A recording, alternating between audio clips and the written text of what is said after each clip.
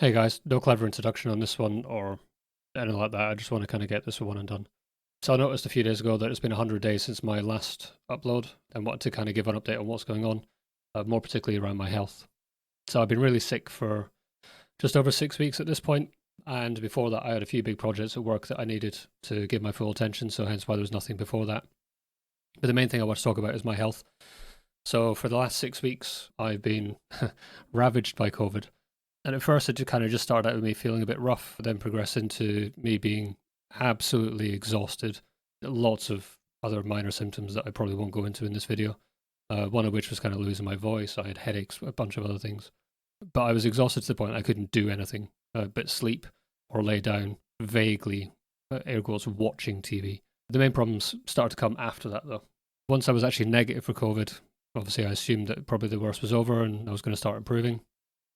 That's when it really decided to start doing its damage. First, it went to my lungs, which with me being asthmatic was kind of expected and obviously one of my bigger concerns that it might do. I thought I got away with it, but obviously not.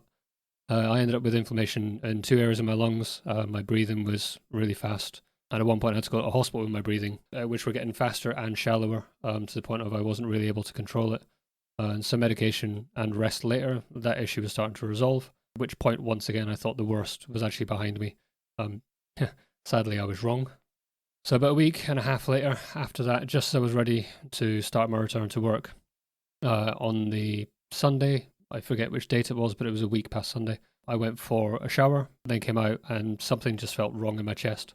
I tried to let it pass for a few minutes, but it just kept getting worse, to the point I kind of had to feel like I started to need to lay down. And then I checked my pulse, which I wasn't able to count manually because it was going so fast. So I put my Apple Watch on and it told me it was 210 beats per minute. So I tried for 5 minutes to slow this down. It was just getting nowhere, just wasn't happening. So I asked my wife to call Treble One, which for those of you not in the UK, that's kind of a step down from the emergency services. It's not as bad as calling, say, 911 in America or 999 in the UK. But after a few more minutes, my heart rate was still at 210. And I started to get sore arms. I was getting really bad tingling in my arms and legs. I was getting double vision. I could hardly keep my eyes open, could hardly stay awake, whilst trying to stay calm and try to keep my wife calm, and worse, keep my daughter calm, who was also in the room. But at this point, my wife already has Treble One on the phone, but she's simultaneously on the phone, on the other phone to 999, because obviously I'd got worse. So that's the actual emergency services this time.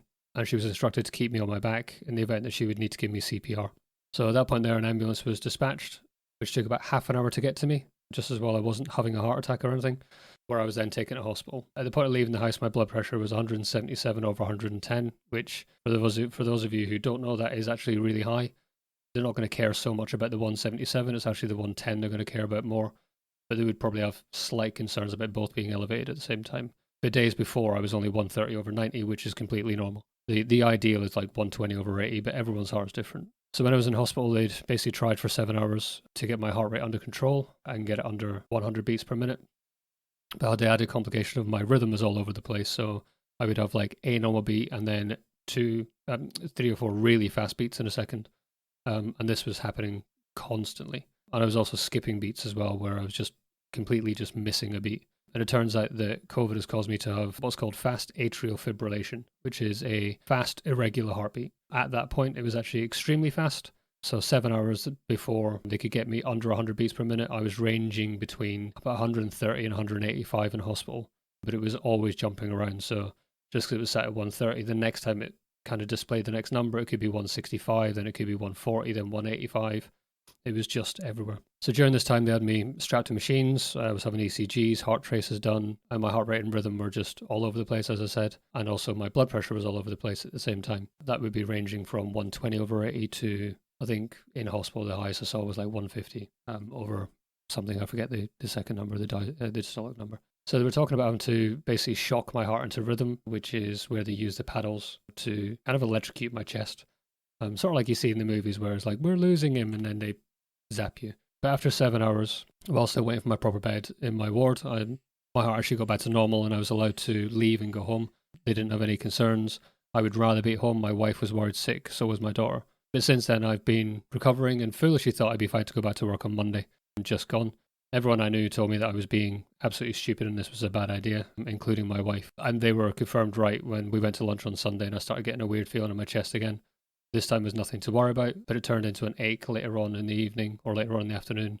And it actually stayed around until Monday. So once again, I had to tell work I wasn't ready. So on Monday just gone, I had to go to the doctor again as I needed to arrange a new sick note for work and also get more of this heart medication they've put me on until I can see a cardiologist. He stated basically very, very clearly that I am not working again until I'm fixed. And they're trying to pull my cardiologist appointment forward from December, as this is too far as an opinion. Mine and Laura's opinion is the letter that the doctor got from the hospital was missing some very, very key details, like my heart rate around and also like the rhythm and everything else. So I suspect that the cardiologist department probably got the same letter and just thought it wasn't really a high priority or wasn't an important one. So that's probably going to be pulled forward. And I do need more tests, and I've got to go in for another ECG on Friday. So I could go into the smaller, as I said, more insignificant symptoms I have with COVID, but trust me, there is a long list. This has been a very, very, very tough 6 weeks, both physically, emotionally, mentally. And there's actually, I say, more minor symptoms that I kind of care to admit. But I think I've covered the important stuff. So here I am basically with bad lungs, a dodgy heart now,